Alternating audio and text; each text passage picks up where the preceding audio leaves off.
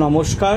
Ramakrishna TV YouTube চ্যানেলের পক্ষ থেকে সকল মা বাবা দাদু দিদা ঠাকুমা ঠাকুর দাদা দাদা দিদি ছোট ছোট ভাই বোনদের জানাই অনেক অনেক ভালোবাসা প্রীতি ও আন্তরিক শুভেচ্ছা। সবাই ভালো আছেন, ভালো থাকবেন।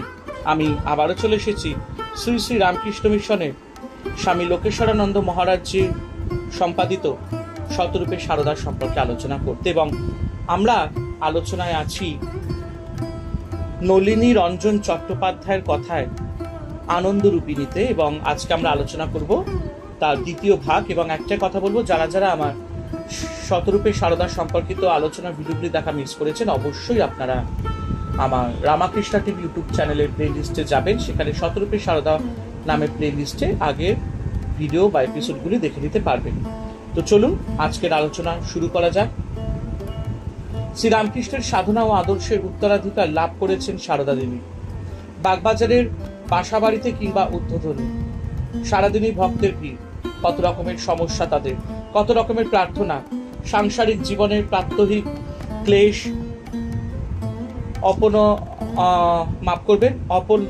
অপনোদনের আশ্রয় ওই ঘরখানি।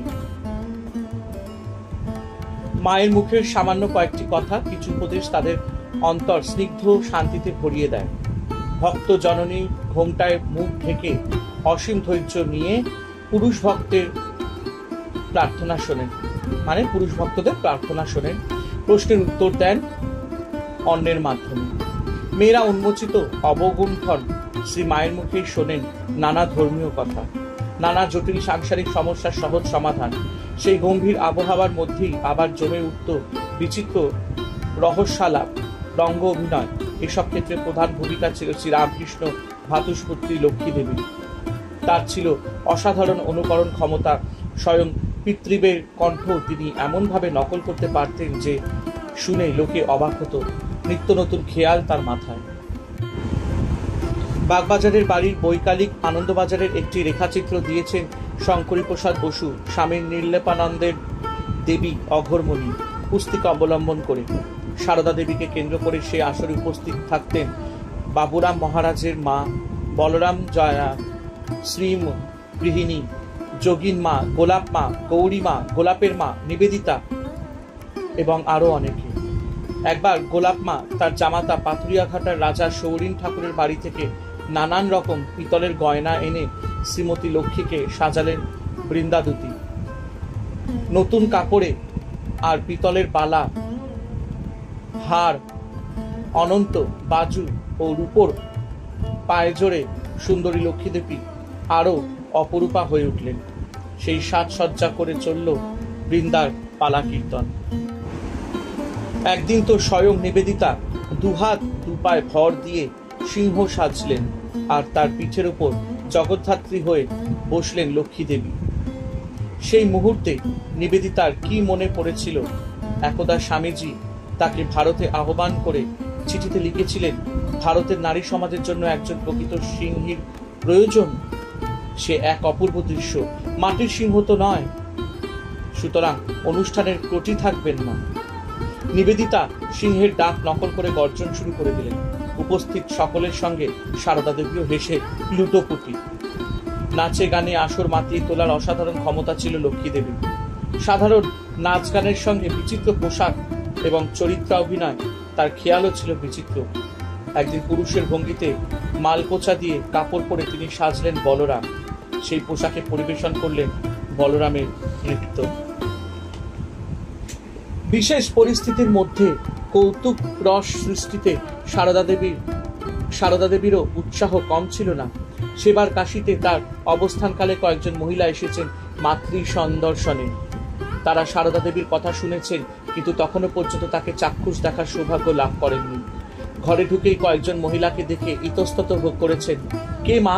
সামনেই বসেছিলেন গোলাপ মা, বর্ষীয়সী মহিলা, পরিপাটি ভব্য চেহারা। একটি মহিলা তার দিকে অগ্রসর হয়ে প্রণাম নিবেদন করলেন। সংকুচিত গোলাপ মা তাড়াতাড়ি শ্রী মাকে দেখিয়ে বললেন, ওই উনি মা ঠাকুরুন।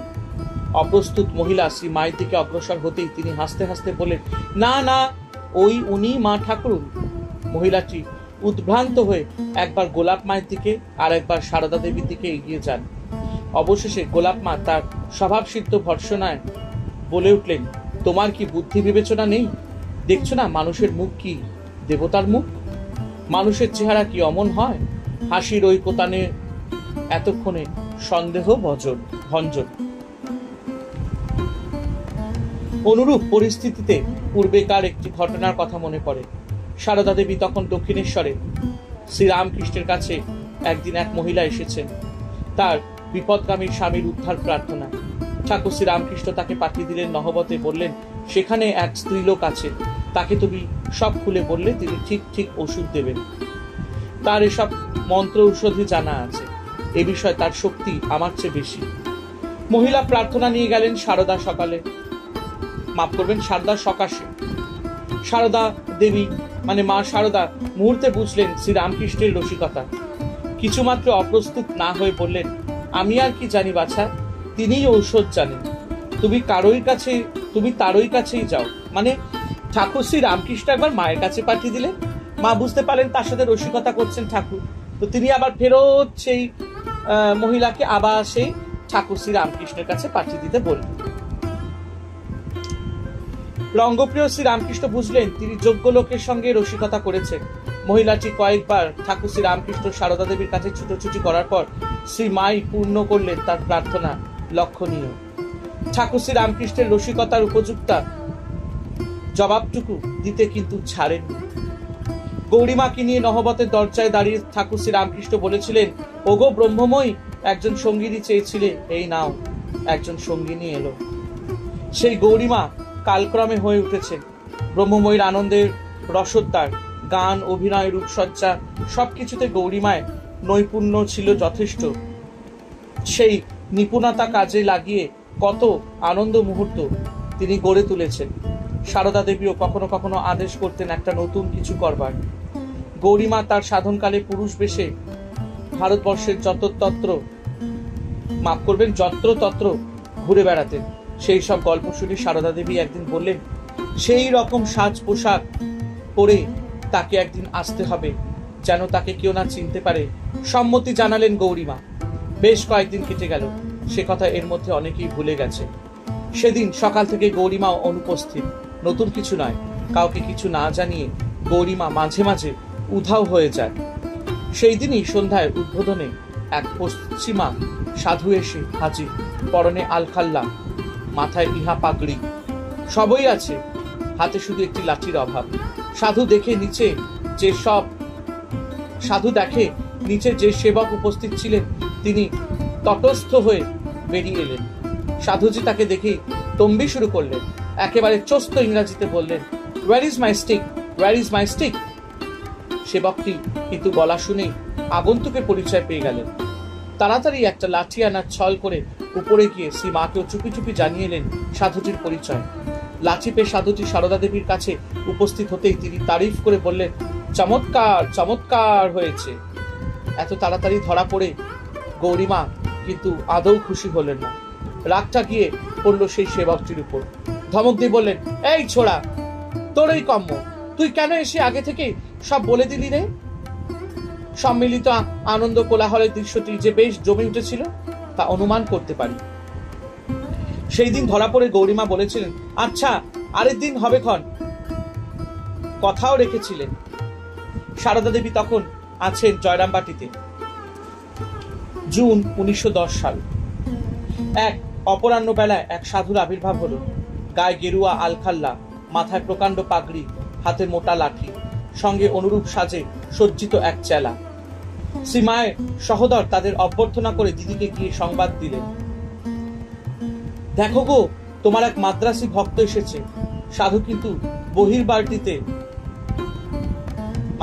বহির্বাটিতে অপেক্ষা না করে সোজা ঢুকে পড়লেন অন্তঃপুরে।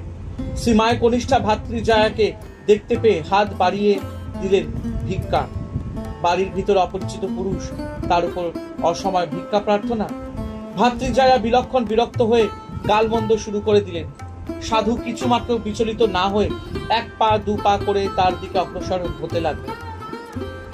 এস্ত মহিলাও পিছু হটতে হটতে একেবারে দেয়াল লগ্ন হয়ে তারস্বরে চিৎকার করে শ্রীমাকে ডাকলেন। তার চিৎকারে আকৃষ্ট হয়ে অনেকেই ছুটে এলেন সারদা দেবীও। তিনিও সাধুর আচরণে বিস্মিত। সাধুজি তখন সারদা দেবীর পায়ের ধুলো নিয়ে এক টানে পাগড়িটা খুলে ফেলে হো হো করে হাসতে শুরু করে দিলেন। গৌরীমা হাসির কলতানের মধ্যে সারদা দেবী এবার স্বীকার করলেন, আমি যে সত্যি চিনতে পারিনি। খুকিকেও, মানে চালাটি হলেন দুর্গাপুরী। চিনলুম না। ধন্যী মেয়ে বাপু তোমরা, ধন্যী মেয়ে বাপু তোমরা, ধন্যী মেয়ে। এইরকম কৌতুক মুহূর্ত গৌরীমা প্রায় গড়ে তুলতেন। মাঝে মাঝে অবশ্য ধরা পড়েই সেগুলোর আনন্দ উজ্জ্বল পরিসমাপ্তি ঘটত। সেবার স্বামী ঈশানন্দকে সঙ্গে নিয়ে সন্ধ্যায় গিয়ে উপস্থিত হয়েছেন জয়রামবাটিতে। সন্ধ্যার আবছা অন্ধকার ঈশানন্দকে একটু দূরে রেখে বাড়ির মধ্যে সামান্য প্রবেশ করে ভিখারীদের অনুকরণে বলে উঠলেন, মা দুটি ভিক্ষা পাই মা। ছোট মামি মানে রাধুর মা বারান্দা থেকে বাইরে এসে বললেন, কে গো? গৌরীমা করুণতরে স্বরে আবার বলে উঠলেন, দুটি ভিক্ষা পাই মা। সন্ধ্যাবেলায় ভিখারি, এ আবার কি অনাসৃষ্টি? ভয় পেয়ে গেলেন ছোট মামি। হাউমাউ করে ডাকলেন শ্রী মাকে। সারদা দেবী ধীর পদক্ষেপে বাইরে এসে ধীর স্বরে প্রশ্ন করলেন, কে রে? গৌরীমা আবার বললেন, দুটি ভিক্ষা পাই মা। আমি রাত ভিখারি। সারদা দেবী সহজ কণ্ঠে বলেন, এ গৌরীদাসী এসো এসো, কখন এলে? এবার সম্মিলিত হাসি ও আনন্দে মুখর হয়ে উঠল জয়রামবাটির পর্ণকুটি। এমনকি অনেক বিচ্ছিন্ন ঘটনাতেই সারদা দেবীর সরসচিত্তের পরিচয় মুদ্রিত হয়ে আছে, কিন্তু তার সামগ্রিক ইতিহাস দুর্লভ। শ্রীরামকৃষ্ণ তিরোভাবের পর যেসব ভক্ত সন্তানেরা তার কাছে গেছেন তারা স্বভাবতই তার আধ্যাত্মিক পরিচয়টুকুই বিশেষভাবে উল্লেখ করেছেন, কিন্তু শ্রীরামকৃষ্ণের উত্তরাধিকারের এই বিষয়ের দিকটি প্রায় উপেক্ষিত হয়েছে। কিন্তু শ্রী মায়ের তাস খেলার খবরটি সম্ভবত সবচেয়ে চমকপ্রদ। একবার পাগলি মামির তাস খেলবার খেয়াল হয়ে শ্রী মাকেও খেলার জন্য জেদাজেদি করতে থাকেন, এমনকি মায়ের পায়ে ধরতেও বাকি রাখেন না। মা অজ্ঞতা রাজি হলেন। খেলায় 4 জন চাই, একদিকে পাগলি মামি ও নলিনী দিদি, অন্যদিকে আশুতোষ মিত্র ও সিসিমা। খেলায় মায়ের পক্ষেরই জিত। পরাজিত পাগলি মামি রেগে চলে গেলেন। যাওয়ার আগে বলে গেলেন, তোমরা খালি খালি জিতবে বুঝি ঠাকুরজি, আর আমরা হারবো না? সীমা উত্তর দিলেন, আমরা সৎপথে সাথী, আমরা জিতবো না তো কি তোরা জিতবি? দূর থেকে মামির গলা শোনা গেল, হ্যাঁ গো হ্যাঁ। তো কত সুন্দর, মানে কি বলবো, এই যে সারদা মায়ের এই যে জীবন চরিত্রে যে কত রকম তিনি সবার সাথে হাসি মজাক থেকে শুরু করে আনন্দ করা, তারপরে সবাইকে ঠাকুরের বাণী শুনিয়ে তাকে বোঝানো। সত্যি মায়ের কোনো তুলনা হয় না। সারদা মা সত্যি, এটা কিন্তু সত্যি, তিনি সবাইকে এক নজরে দেখেন, সন্তান রূপে দেখেন। হরে কৃষ্ণ কৃষ্ণ কৃষ্ণ হরে হরে, হরে রাম রাম রাম হরে হরে। জয় শিব শম্ভু, জয় দেবী দুর্গা দুর্গতি নাশিনী, জয় মা কালী।